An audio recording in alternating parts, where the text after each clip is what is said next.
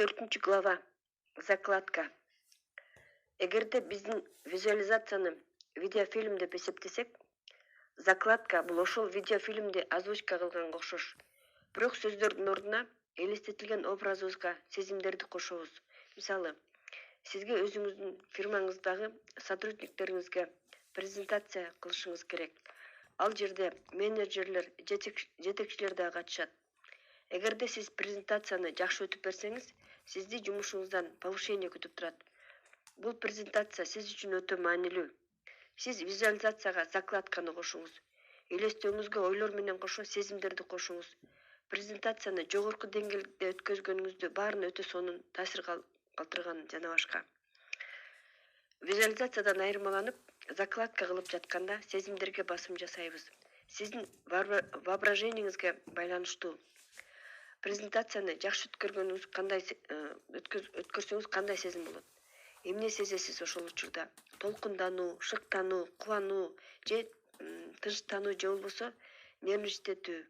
Кандай реакция боло турган болсоңуз, ошону өзүңүздөн өткөрүңүз. Каалаган нерсеңизге жеткендей болуп, өзүңүзгө ишенимдүү болуңуз. Баары жакшы болсун деп аракеттенбеңиз. Жөн гана уже болгон фактты сознанияңызга бекитиңиз. Баары жакшы болсо экен деген установканы баары жакшы болду дегенге алмаштырыңыз.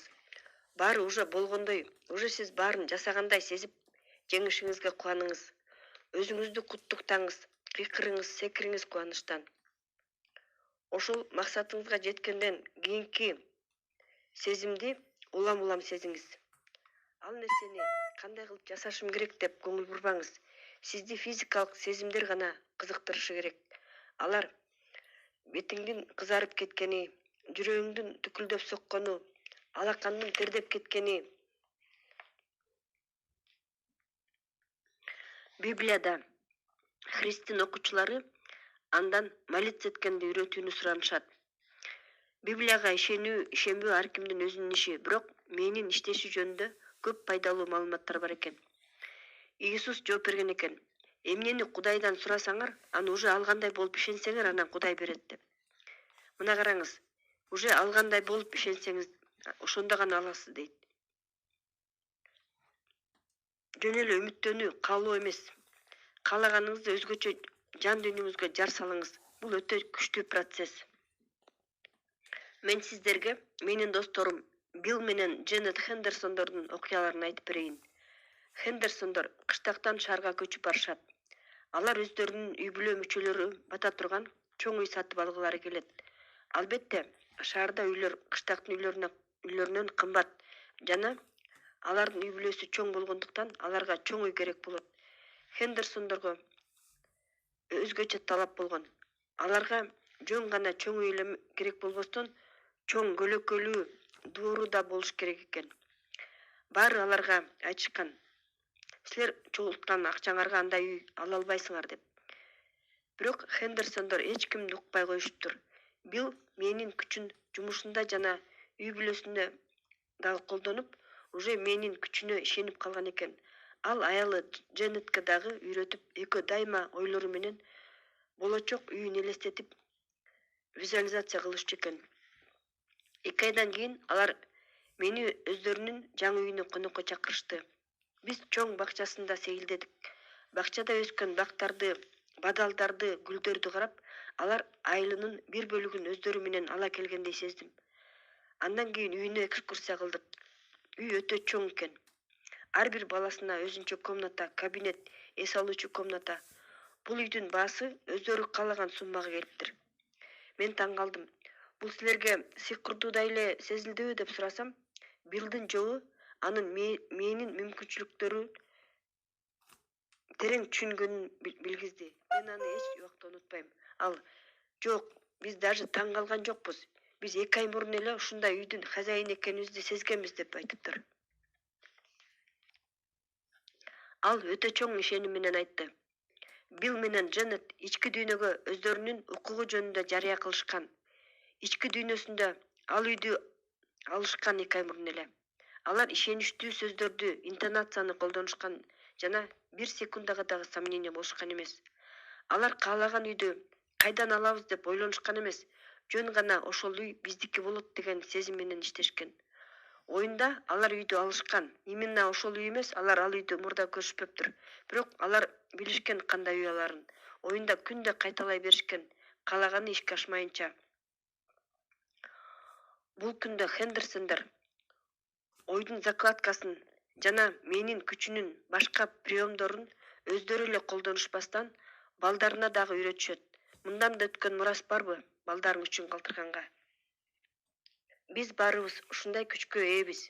Биздин оюбуз биздин жашообузду түзөт. Ойдун закладкасы биз каалагандай жака мээбизди настройка кылып турат. Визуализация сыяктуу эле ойдун закладкасын кайталап турганда гана жөн гана пайдасы жок фантазия кылуу болбойт. Мында сиз жөн гана иллюзия кылып жашабайсыз. Жөн гана жок нерсени бардай кылып эле пайдасы жок жүрбөйсүз. Закладка бул ойдун көнүгүүсү. Күнүгө 5 мүнөт убакытты талап кылат. Башкача айтканда 5 мүнөт күндө болуп туруучу взрыв энергии десек болот. Бир да күн калтырбастан. Кайталоо эң башкысы. Бардык эле башка мыслительный приемдой эле анда санда эле ойлогон ойдо эффект жок. Өзүңүзгө программа түзүп алып, аны дайыма карманышыңыз керек. Өзүңүзгө сезимди бекитишиңиз керек. Ал сиздики. Ошону менен жашаңыз, сезиңиз, сүйүнүңүз, толкунданыңыз. Толугу менен сиздики деп эсептеңиз. Ички дүйнөңүздө ага ээ болуңуз. Ойдун закладкасы методун колдонуунун 2 шарты. Биринчиси, сиз каалаган жана умтулган нерсеңизге жеткендей сезиңиз. Экинчи, муну күнүгө жасаңыз. Бир да күн калтырбай 5 мүнөттөн жасаңыз. Бир жумада 1 саат жасагандан көрө күнүгө 5 мүнөттөн жасап турган алда канча жакшы. 5-глава. Утверждение. Ырастоо. Ырастоо биздин мээбизге таасир берүүдөгү эң жөнөкөй ыкма. Ал ыкма көптөгөн кылымдар бою динде жана магияда колдонулуп келген. Алар молитвалар жана мантралар. Азыркы учурда буларды көп адамдар колдонуп калышты. Ар кандай деловой контракттарды түзөрдө, ар кандай оорулардан сакайыш үчүн, жаңы адамдар менен таанышуу үчүн, ар кандай соревнованияларда жеңишке жетүү үчүн жана башка көптөгөн тармактарда колдонулуп калды. Ырастоо бул жөнөкөй эле билдирүү. Ичиңен же сыртыңан кандайдыр бир билдирүүнү кайталоо. Муну кайда болсо да жасай берсе болот. Мисалы, машина айдап баратканда, врачта приемдо отурганда, төшөккө жатып алып уктардын астында жана башка жөн гана өзүңдүн каалоолоруңду кечке кайталап айта берүү. Кырдаалга жараша.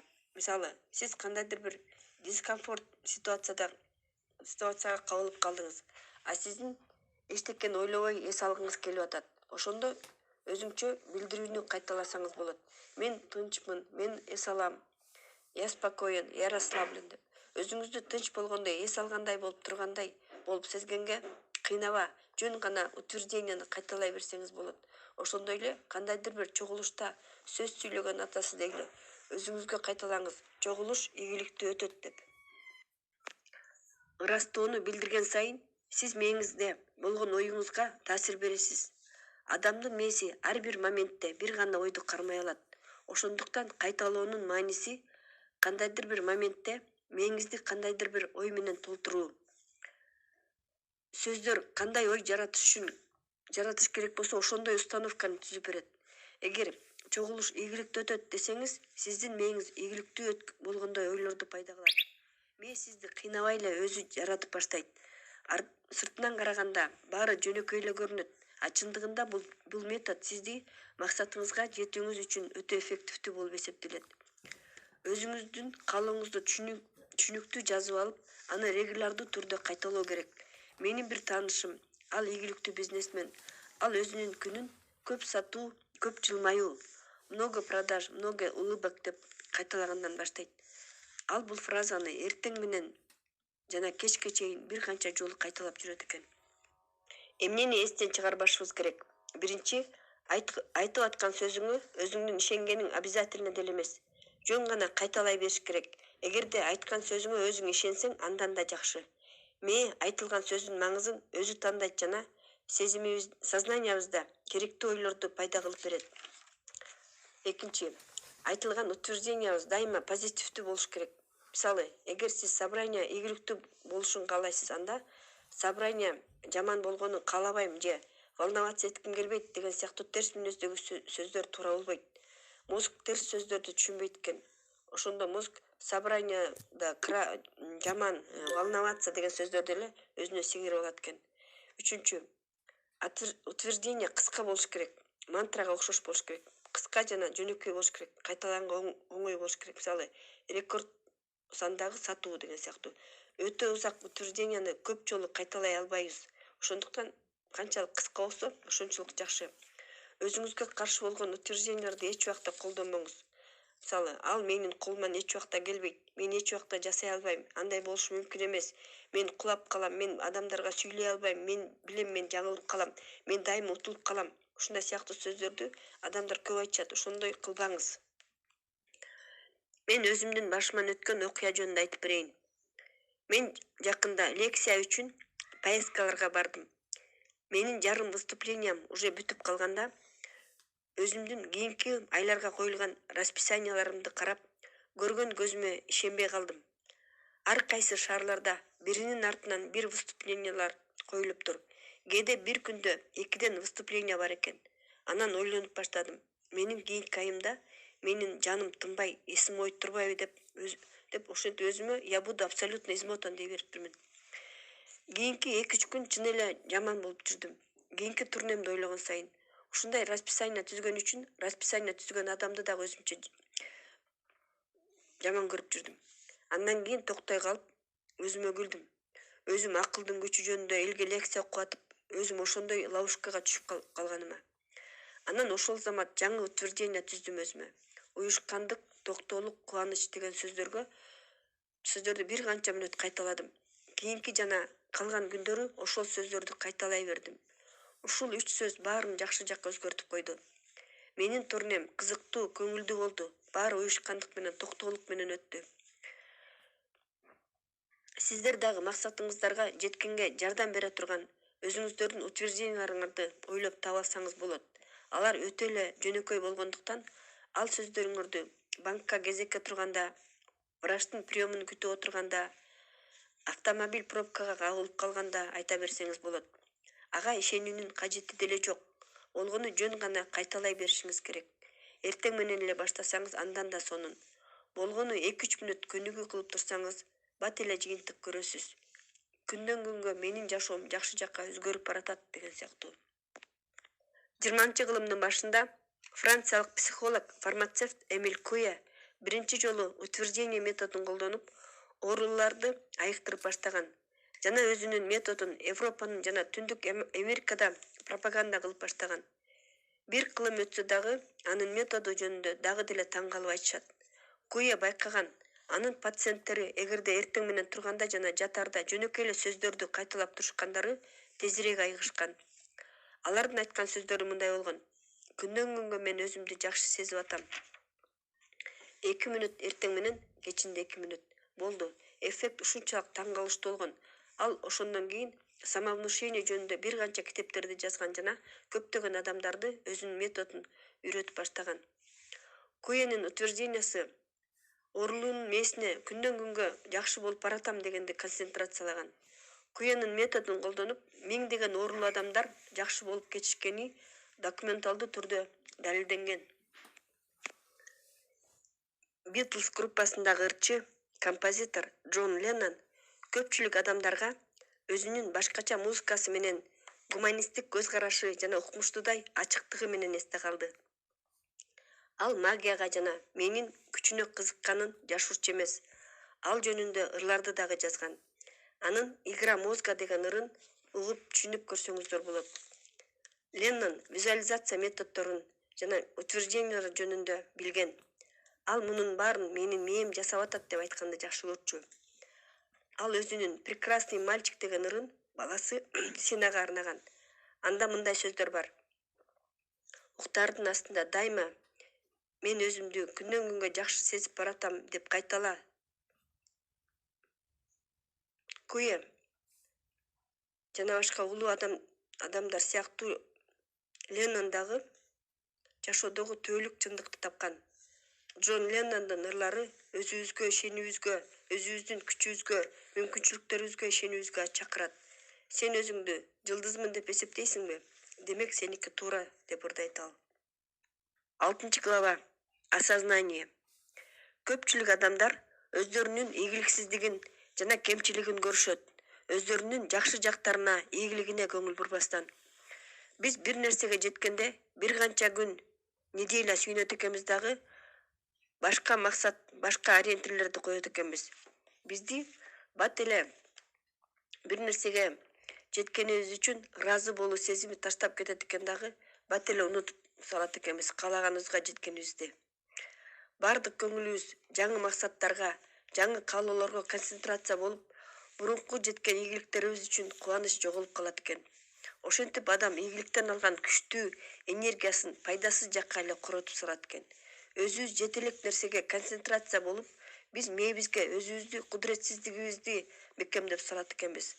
Адам мурунку ийгилигине алган энергиянын кайталап колдонуп жакшы жыйынтыкка жетсе болот. Бирок адамдар аны дээрлик жасашпайт экен. Бир жолу лекциядан кийин мага бир аял жаныма келип: "Джон, кандай ойлойсуз? Мен качандыр бир кезде максатыма жетемби?" деп сурады. Мен анын максаты жөнүндө сурадым. Анын биринчи максаты жакшы үй сатып алуу болгон. Экинчиси Англияга учуп барып, ата-энеси 14 жылдан бери жолуга элек туугандары менен көрүшүп келүү. Үчүнчүсү бир адам менен мамилесин бекемдөө.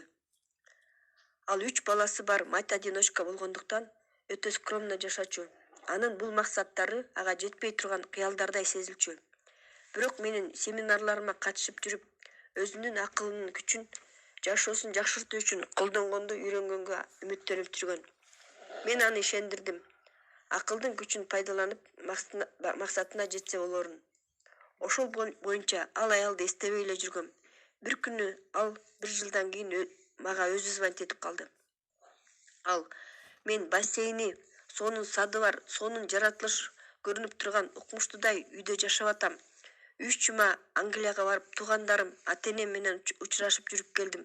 Жана мен бир адамды сүйүп калдым", деп аябай сүйүнүп айтып берди. Албетте, мен аны менен дагы кезикким келип калды. Мен бир канча айдан кийин ал аял менен кайра аэропорттон кезигип калдым. Бирок ал аял мен күткөндөй бактылуу эмес эле, жашоосуна нааразы болуп көрүндү. Ал мага: "Эмне үчүн акылдын күчү иштебейт?" деп сурады. Мен уккан кулагыма ишенген жокмун. "Мен адашып атсам мени тууралап койчу, баягы үйдү каалаган, Англияга баргысы келип аткан, өзүнө жакшы дос издеп жаткан сиз белеңиз?" деп сурадым. Ал аял уялып кетип мени карап: "Ой, мен унутуп калыптырмын", деди. Ал кайра баарын унутуп калган. Кантип эле? Эң жөнөкөй. Бул биздин жашообузда дайым эле болуп турат. Ал өзүнүн мурунку максаттарына жеткен, эми кийинки максаттарынын үстүндө иштеп аткан. Ал максатын толук формулировка кыла элек деле, максатын орундалбайт, акылдын күчү иштебейт деп ойлоп аткан. Адам негизи эле эмнеге жеткиси келсе, ошону эле ойлоп, мурунку жетишкендиктерин эстен чыгарып ийеткен. Ар бирибиз деле дайыма ийгилик эле боло бербейт. Өзүбүздү учурдагы жана өткөн учурдагы майда чүйдө болсо дагы жеңиштерибиз менен кубаттап турушубуз керек. Өзүңдү күчтүү сезип, ийгиликтүү, бактылуу сезип, өзүңө сыймыктанып турган максаттарыңды изде. Кубан, аларды ийгиликти азыр сезиш үчүн колдон. Бул келечекте дагы ийгиликке жетүүгө жардам берет. Метод признания успеха. Жаңы максатка жетүүдө ийгиликти сезүү өтө эффективдүү. Мисалы, сиз жаш режиссерсуз. Белгилүү студиядан уруксат алып, ийгиликтүү болгуңуз келип атат. Признание методун колдонуп, сиз режиссерлук жөндөмүңүзгө ишениш үчүн ар кандай моменттерди издей баштайсыз. Алар мурда тартылган жана алар менен сыймыктанып жүргөн кыска метраждуу фильмдер болушу мүмкүн. Сиздин фильмдериңиз кызыктуу деп мактаган критиктердин отзывдары болушу мүмкүн. Өзүңүз дагы ойлонуп көрүңүз, эмнелерди жакшы жасаганыңызды, режиссер болуш үчүн канча күч жумшаганыңызды эстеңиз. Сиздин фильмди көргөндөн кийинки мактоолорду, комплименттерди эстеңиз. Эмнени билериңизди, акыркы убакта эмнелерди үйрөнгөнүңүздүн баарын эстеңиз. Ийгиликтүү деп признавать эткен моменттерди издеңиз. Сиздин жакшы сапаттарыңыздын баарын эстеп сыймыктаныңыз. Ийгиликти сезиңиз. Жетишкен ийгиликтериңиз үчүн кубанганга мээңизге бир канча минуттага уруксаат бериңиз. Бул приемду бир максатыңа жетиш үчүн эле эмес, негизи эле жашоодо ийгиликтүү болуш үчүн колдонсо болот. 10 минут убактыңызды бөлүп, азыр өзүңүздүн күчтүү жактарыңыздын баарын жазып чыгыңыз. Мисалы, мен жарашыктуу кийинем, мен жумуштан баарына жетишем, мен чыгармачыл инсанмын, мен баланча бирдемке жөнүндө көптү билем деп, мен көп сүйлөйм, менин колум ачык, мен жакшы сүрөт тартам, мен оптимистмин, мен машинени жакшы айдайм, мени менен сүйлөшкөн жагымдуу жана башка. Сиздин жакшы сапаттарыңыз чексиз. Адамдар мени жакшы көрөт, мен көп иштейм, мен жашоодон рахат алам, мен сүйүктүү жармын, мен камкор энемин, мен өзүмдүн үй бүлөмө жана досторума жардам берем, мен тамакты даамдуу жасайм жана башка. Колдон келишинче узун список түзүңүз. Ал 20 пункттан кем болбош керек. Скромничать этпеңиз. Кагазга мактаныңыз. Сизде өзүңүз үчүн сыймыктана турган себептер көп болсун. Бул көнүгүүнүн максаты ушул. Сизде осознание болуш керек. Мен өзүмө сыймыктана алам деген.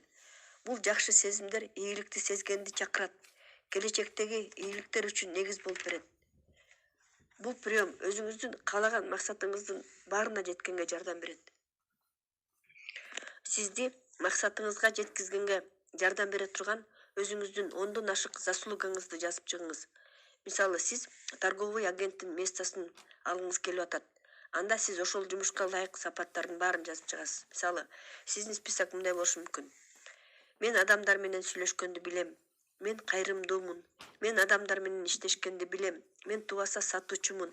Мен адамдарды ишендире алам. Мен таланттуумун. Мен жарашыктуу кийинем, жакшынакай болуп жүрөм. Мен уюштуруучумун. Мен көп иштейм. Мен койгон максатыма жетем. Ийгилик артынан башка ийгиликтерди алып келет. А сиз көп тармакта ийгиликтүү болдуңуз. Канчалык көп мурунку ийгиликтерди сезип турсаңыз, кийинки ийгиликтерге оңой жетесиз. Ошондуктан ушундай списокто түзүп туруш керек. Мени азыктандырыш керек. Энергичный болуп активдүү жашоо керек. Эч убакта өзүңдү кемсинтпе. Жакшы сапаттарыңды төмөндөтпө. Эч убакта өзүңө ишенимиңди жоготпо. Асмандан манка жаап келет деп күтпөй, бүгүнкү күнүңөн келечегиңди жасап ал. Артыкчылыгыңызды мойнуңа алыңыз. Аң сезим чындыкты жаратат, а сиз аң сезимди жаратасыз.